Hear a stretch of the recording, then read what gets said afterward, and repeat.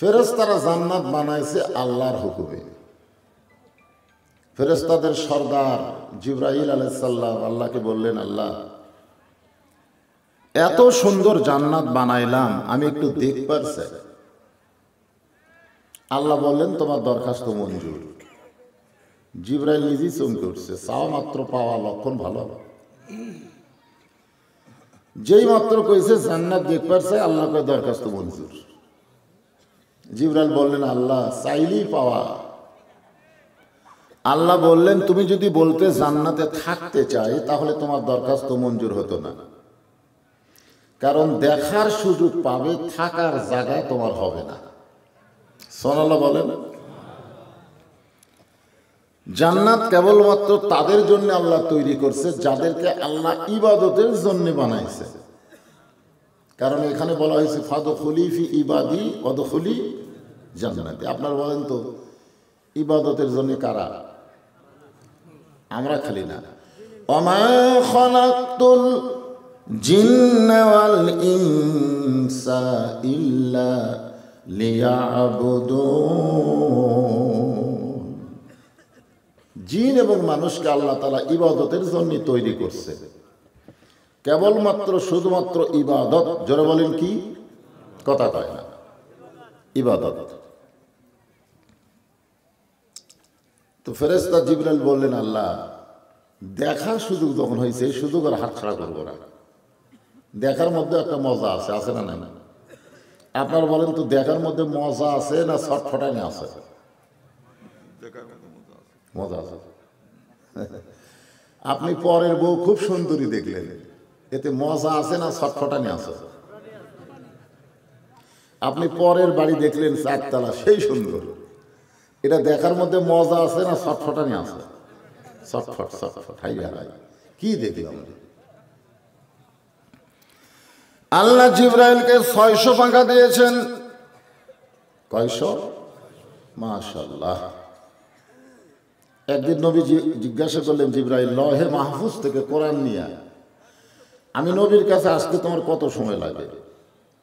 ফেরেশতা জিবরাইল বললেন, হুজুর চোখ বন্ধ করবেন আর খুলবেন, এরই মধ্যে হাজির। এই আলোর চাইতেও কোটি কোটি গুণ বেশি গতি আল্লাহ জিবরাইলকে দান করছে। জোরে বলেন সুবহানাল্লাহ। 600 পাখা নিয়ে জিবরাইল উড়াল দিলেন। কারণ ফেরেশতাদেরকে আল্লাহ পাখা দিয়েছে, মানুষকে আল্লাহ পাখা দেয়নি। যদি আল্লাহ আমাদেরকে পাখা দিত, মনে করেন যদি আমাদেরকে দিত, এ হরতাল অবরোধ করে কোনো লাভ আছে? কোনো লাভ নেই। যারা রাস্তাঘাটে চলে তাদের জন্য হরতাল অবরোধ, আর যারা ওড়ে, মনে বড় আশা ছিল যাব মদিনায়, আরব সাগর পাড়ি দিব, নাই কই আমার তরি, আমি পাখি নই যে উড়ে যাব, ডানাতে ভর করি, আমার স্বাদ আছে সম্বল নাই, করি কি উপায়। সবাই বলেন, মনে বড় আশা ছিল যাব মদিনায়। যদি আল্লাহ আমাদেরকে পাখা দিত, মনে করেন, তাহলে আপনারা কোথায় যাইতেন? দেখছেন, একটা লোক কয় না মক্কায়। মক্কার কথা আমি আজ পর্যন্ত শুনিনি। যারা হজ করছে, হজের লোক নিয়ে যায়, তারা কিন্তু মদিনার চাইতে মক্কার গুরুত্ব বেশি দেয়। 1 রাকাত নামাজ পড়লে 1 লক্ষ রাকাত নামাজের সওয়াব। আর মদিনায় যদি পড়েন তো খুব বেশি বলে 50,000, তাহলে ডবল সওয়াব মক্কায়। ফেরেশতা জিবরাইল 600 পাখা নিয়ে উড়াল দিলেন। এই দুনিয়ার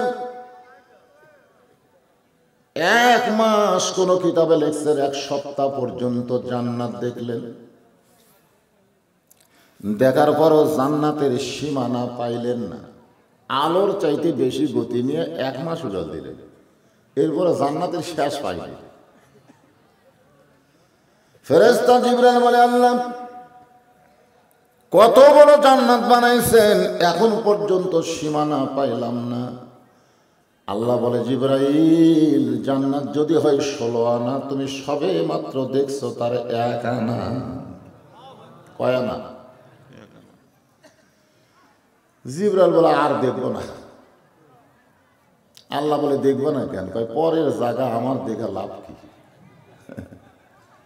আসলেই জিবরাইল যে কথাটা বলছে এটা কি ঠিক কয়নি? পরের জায়গা পরের জমি, পরের জায়গা পরের জমি, ঘর বানায় আমি রই, আমি কিন্তু জায়গার মালিক নই। এরকম একটা গান শোনেন না আপনারা?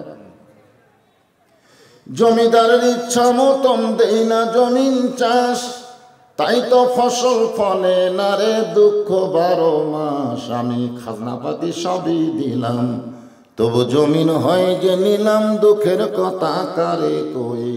পরের জায়গা পরের জমি, ঘর বানায়া আমি রই। জমিদারকে, জমিদারের ইচ্ছা মতো দেই না জমিন চাষ। জমিদারকে জোরে কওয়া যায় না। আল্লাহ ইচ্ছা করছেন যে তোমরা আমার কোরআন দিয়া বাংলার জমিন চাষ করো, কোরআন শরীফের আইন দিয়া তোমরা চলো। কিন্তু সেই জমিদারের আইন বাদ দিয়ে আমরা জোরদারের আইন অনুযায়ী চলতেছি। জোরদার, কথাটা বুঝলেন? আমাদের অবস্থা কি হবে? তাই তো ফসল ফলে না রে দুঃখ 12 মাস। ওয়াজ হয়, আজান হয়, কিন্তু ফসল হয় না। এই যে ওয়াজ শুনতেছে, ফজরের মুসল্লি কম হবে।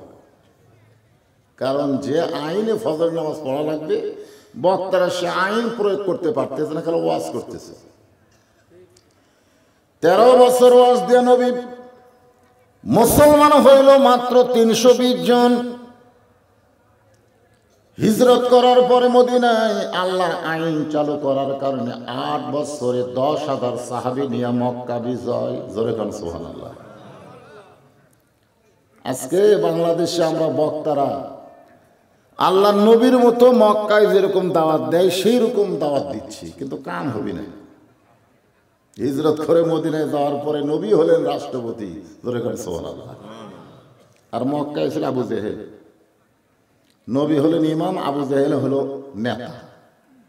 ইমাম একজন, নেতা একজন, যার কারণে যা হলো তাই।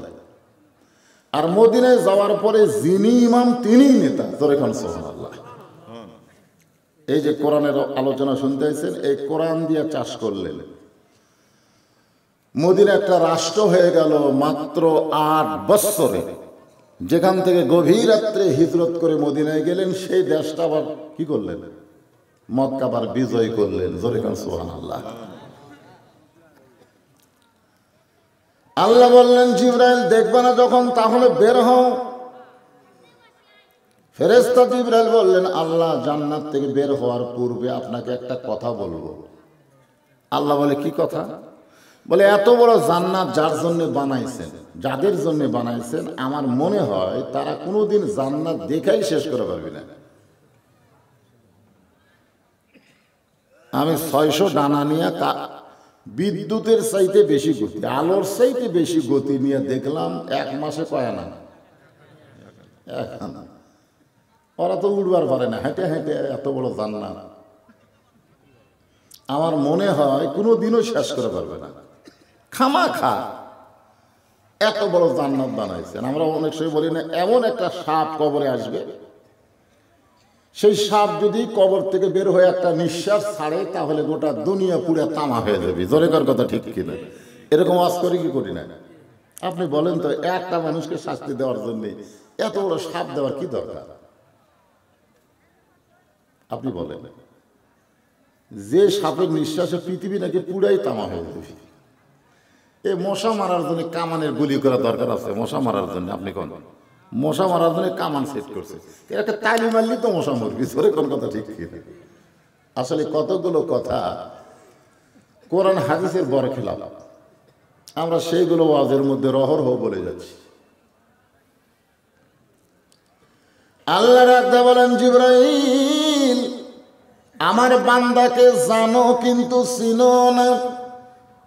আমার বান্দা সম্পর্কে তোমার জানা আছে কিন্তু চিনা নাই। আগামী জুমার দিনে মুয়াজ্জিন যখন ফজরের আজান দিবে, জুমার নামাজের আজান দিবে, ওই আজান শোনার সঙ্গে সঙ্গে যেই মুসল্লি মসজিদের মধ্যে পা দিবে, তাকে জিজ্ঞাসা করলেই জানতে পারবে এত বড় জান্নাত আমার বান্দারা কেমনে দেখবে। ধরে কোন সুবহানাল্লাহ। আগামী জুমার দিনে মুয়াজ্জিন যখন আজান দিবে, আজান দেওয়ার সাথে সাথে, আজানের আগে না, ইল্লা মুয়াজ্জিন, শুধুমাত্র মুয়াজ্জিন ছাড়া কেউ যদি আজানের আগে মসজিদে আসে, তারা নামাজ হবে কিন্তু সওয়াব পাবে না। কি হবে? মসজিদের মধ্যে কি হবে? কথা শোনেন গুরুত্ব দিয়ে, এটা ফতুয়া রে ফতুয়া। নামাজ হবে কিন্তু সওয়াব পাবে না। আর আজান দেওয়ার পরপরই যে মুসল্লি মসজিদে পা দেবে, আল্লাহ তার আমল নামে একটা উট কুরবানির সওয়াব দেবে।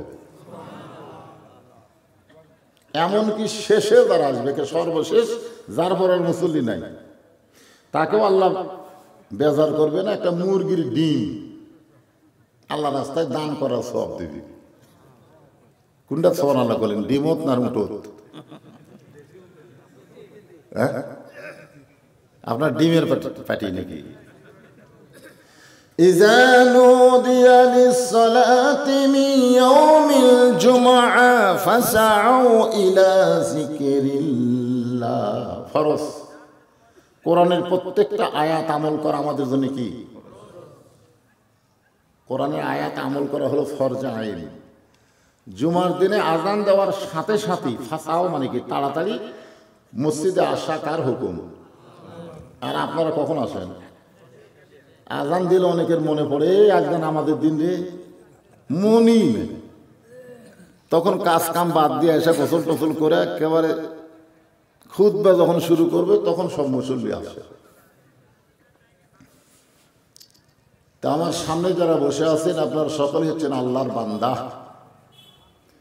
এই বান্দাদেরকে আমি অন্তরের অন্তঃস্থল থেকে শুভেচ্ছা জ্ঞাপন করছি। পর্দার অন্তরালে আমার যে সমস্ত মা বোনেরা বসে আছেন, পর্দার অন্তরালে মা বোনেরা আছে না নাই? কয়েকদিন আগে পাশে ছিলাম, কি জায়গার নাম? নান্দুরে। হ্যাঁ, ওই জায়গায় এক মেয়ে আমার মোবাইল করে বলছে, হুজুর আজকে তো আমাকে ওয়াজ করলেন না।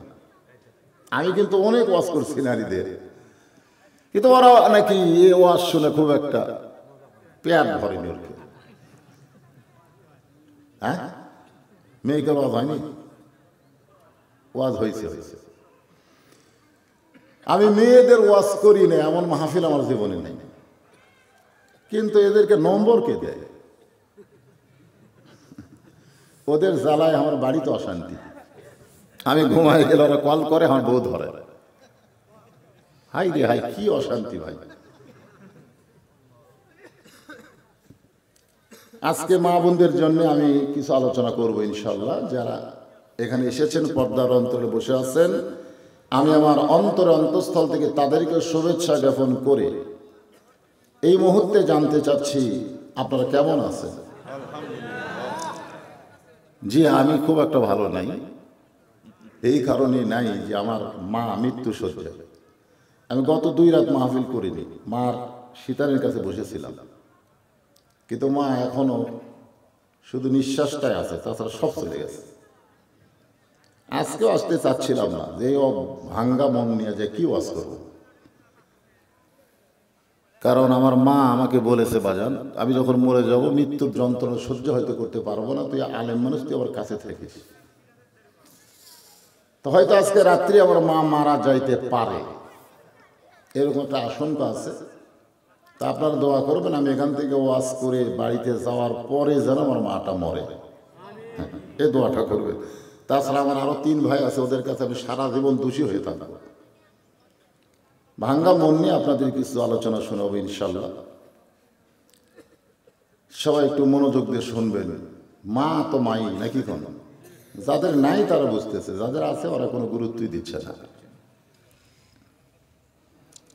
কি বলবো প্রসবের কথা, মা বিনে সেই ব্যথা কেউ তো বুঝবে না। মাজন ঠেকিয়া সন্তানের দায়, অকালে মা মারা যায়, কেন সে মায়ের ভক্তি করবা না? এমন দরদি হবে কেউ হবে না আমার মা, মা গো। গভীর রাত্রে ডাক দিল ভাইজি, এক পেয়ালা পানি। ঘুম থেকে চেতন পাইছে 6 বছরের বাইজি। ঘরের মধ্যে কোনো পানি নেই, অনেক দূর থেকে পানি নিয়ে এসে গিলাস ভরা। মায়ের দিকে তাকায় দেখে মা ঘুমাইছে। 6 বছরের বাইজি চিন্তা করলো ঘুমন্ত মাকে ডাক দেওয়া বড় বেয়াদবি হবে। কঠিন শীতের পর ঘন্টা ঘন্টা পানির জন্য মায়ের শিওরে দাঁড়ায় আছে। ফজরের সময় মা ঘুম থেকে চেতন পেয়ে বলে, বাইজিৎ রে, তুই আমার শিওরের পাশ। গভীর রাত্রে পানি চাইছিলেন মা, ঘরে পানি ছিল না, না দেখি ঘুমায় গেছেন। তখন থেকে আমি দাঁড়িয়ে আছি, কখন জানি আবার পানি বলে ডাক দিবে। সঙ্গে সঙ্গে মা বাইজিৎকে বুকের মধ্যে নিয়ে বলে, মাবুদ, আমি মা দোয়া করি আমার বাইজিৎকে তুমি জামানার শ্রেষ্ঠ ওলি বানায়া দিও। মায়ের দোয়ায় হযরত বাইজিৎ সুলতানুল আরেফিন। সুলতানুল আরেফিন শব্দের অর্থ হলো তিনি পরিচয়ের বাদশাহ। আমরা তো আল্লাহকে দেখিনি, আর বাইজিৎ বোস্তামি আল্লাহর গোটা পরিচয় দিবার পারতেন। তোর এখানে সুবহানাল্লাহ। মুসা আলাইহিস সালাম আল্লাহকে বললেন, আল্লাহ আমার সঙ্গে জান্নাতে কে থাকবে? আল্লাহ বললেন, মুসা অমুক বাজারের একটা কসাই। মুসা বলে, আল্লাহ আমার সঙ্গে আর কি করো? কোরআনে যেখানে আয়াত আছে সেখানে আল্লাহ বলেছেন মুসা ও হারুন, মুসা ও হারুন। তো যে হারুন আমার সঙ্গে সবসময় থাকে, ফেরাউনের বিরুদ্ধে লড়াই করে, সে হারুনকে আমার সঙ্গে জান্নাতে রাখলে কেমন হয়? আল্লাহ বলে, মুসা তোমার চাওয়াতে হবে না, আমার চাওয়াই হবে। তুমি যখন জানতে চাইছো তাহলে শোনো, অমুক বাজারের একজন কি। মুসা নবী তদন্ত করতে গেলেন কসাইকে, কোন আমলের কারণে একজন নবীর সঙ্গে জান্নাতে থাকবে। গিয়ে দেখেন কসাই গোস্ত বিক্রি করতেছে, আর সামান্য গোস্ত যেগুলো ভালো বের হয় টোপলার মধ্যে রাখে। গোস্ত বিক্রি করা যখন শেষ হয়ে যায়, কসাই বাড়ির দিকে রওনা দিলে মুসা বলতেছে, কসাই ভাই, আজকে রাতে আমি আপনার মেহমান হবার চাই। কসাই বলতেছে, গোস্ত টোপলা দেখে লোভ হয়েছে। মুসা বলে, আল্লাহ এমন একজন মানুষ মেহমান হবার চাইলে সে আমার গোস্তের টোপলার কথা বলে। আল্লাহ বলে, মুসা কথা না বলে জানবার যদি চাও তাহলে তাকে অনুসরণ করো। একটা ঘরের মধ্যে মুসা নবী জানলা দিয়া তাকায় দেখে কসাই ঘরের মধ্যে ঢুকে একটা ঝুবড়ি বের করল। ওই ঝুবড়ির মধ্যে বসে আছে কসাইয়ের বুড়ি মা। সারাদিন পেশাব পায়খানা করেছে কসাই, পেশাব পায়খানা পরিষ্কার করে মারে সুন্দর করে গোসল করায়, সুন্দর শুকনো কাপড় পরায়া ওই গোস্তগুলো জাল দেওয়ার পরে কবিতর যেমন তার বাচ্চারে খাওয়ায়, কসাইয়ের মায়ের মুখে কোনো দাঁত ছিল না। চাবায়া চাবায়া মায়ের মুখে যখন দেয়, মা পেট ভরে গেলে দুইখানা হাত তুলে বলে, মাবুদ, আমার যেই সন্তান মাকে এত ভালোবাসে সেই সন্তানকে তুমি মুসা নবীর সঙ্গে জান্নাত দিও। কসাই বলে, মা, একজন কসাই কোনোদিন নবীর সঙ্গে জান্নাতে হবার পারে না, তোমার দোয়া আল্লাহ কবুল করবে না। মুসা জানলা থেকে চিৎকার বলে, কসাই ভাই, মায়ের দোয়া আল্লাহ কোনোদিন ফেরত দেয় না। আমি হলাম মুসা পয়গম্বর, আল্লাহ আমার সঙ্গেই তোমার জান্নাত দিবে। সুবহানাল্লাহ। ইমাম শাফি রহমতুল্লাহ আলাইহি আল্লাহর ঘর তাওয়াফ করতেছেন, তার সঙ্গে অনেক ছাত্র আল্লাহর ঘর তাওয়াফ করে। এমন সময় লক্ষ্য করে দেখে এক যুবক মাথার উপর ঝুড়ি নিয়ে আল্লাহর ঘর তাওয়াফ করে। ইমাম শাফি বলে, যুবক, ঝুড়িখানা কাবুর মধ্যে রাইকা তুমি আল্লাহর ঘর তাওয়াফ করো। এত বড় ঝুড়ি কেন তোমার মাথায় না আল্লাহর ঘর তাওয়াফ করতেছ? যুবক বলে, হুজুর গো, এটা ঝুড়ি না, এই ঝুড়ির মধ্যে পয়সা আছে আমার বুড়ি মা। আমার মার মনে বড় তাওয়াফ করার আশা, আমি মাকে মাথায় নিয়ে আল্লাহর ঘর তাওয়াফ করতেছি। 500 থেকে একজন লোক চিল্লায় বলে, এই যুবক তার মায়ের হক আদায় করে দিল। ইমাম সাহেব রাগ করে বলে, রে দুনিয়ার মানুষ শোনো, মাকে মাথায় নিয়ে বাইতুল্লাহ তাওয়াফ করলে মায়ের হক আদায় হয় না। গায়ের চামড়া দিয়া জুতা বানাইলেও মায়ের 1 ফোঁটা দুধের হক সন্তান আদায় করতে পারবে না। আমাদের অনেকের মা দুনিয়া থেকে চলে গেছে, আর আমার মা চলে যাচ্ছে। মায়ের জন্য আমরা প্রাণ খুলে দোয়া করব। আল্লাহ কোরআনে বলেছেন, ওয়াসাইনাল ইনসানা বিওয়ালিদাইহি ইহসানান হামালাতুহু উম্মুহু। উম্মুহু শব্দের অর্থ হলো তোমাদের মা। তো যে আয়াতে কারিমা তেলাওয়াত করেছি, সে আয়াত থেকে আজকে আপনাদের সামনে আলোচনা হবে। এর ফাঁকে ফাঁকে আমাদের মা বোনদের জন্য কিছু আলোচনা করা দরকার, ঠিক কিনা বলেন? মায়ের যারা বসে আছেন পর্দার অন্তরালে, পর্দার ভিতরেই থাকবেন, পর্দার বাহিরে আপনি আসবেন না। আল্লাহ কোরআনে বলেছেন, অকরনা ফি বুয়ুতিকুন্না ওয়ালা তাবাররাজনা তাবাররুজাল জাহিলিয়াতিল উলা। মা ফাতেমার ঘরে আল্লাহ নবী ঢুকে মুস্কি মুস্কি হাসতেছে। তো বাবা যদি মেয়ের ঘরে হাসে, মেয়েরা কিন্তু লজ্জা পায়। মেয়েদের লজ্জা শরম কম না বেশি? কথা কয় না? আপনাদের মেয়ে নাই নাকি? আমার আছে তো, আমি জানি। একটু হাসলি ওরা আব্বা হাসতেছে কেন? আবার যদি মন খারাপ করে বসে থাকে, আব্বার মন খারাপ কেন? হাসলেও বিপদ, মন খারাপ করলেও বিপদ। ওরা বাবার মুখের দিকে এত বারবার তাকায়, ধরে গেল সুবহানাল্লাহ। ছেলেরা কিন্তু বাবার মুখের দিকে তাকায় না, মেয়েরা কিন্তু বারবার তাকায়। যাদের মেয়ে আছে তারা বুঝতেছে। ফাতেমা বলে, বাবা আমার ঘরের মধ্যে ঢুকে আপনি মুস্কি মুস্কি হাসেন। আল্লাহ রাসূল বলে, ফাতেমা, আল্লাহ পাক আমারে জানাইছে, আল্লাহ তোমাকে জান্নাতি নারীদের নেত্রী বানাইছে। সুবহানাল্লাহ। একজন জান্নাতি নারীদের নেত্রীর বাপ হওয়াতে আমার মনে বড় আনন্দ লাগছে। জোরে কোন সুবহানাল্লাহ।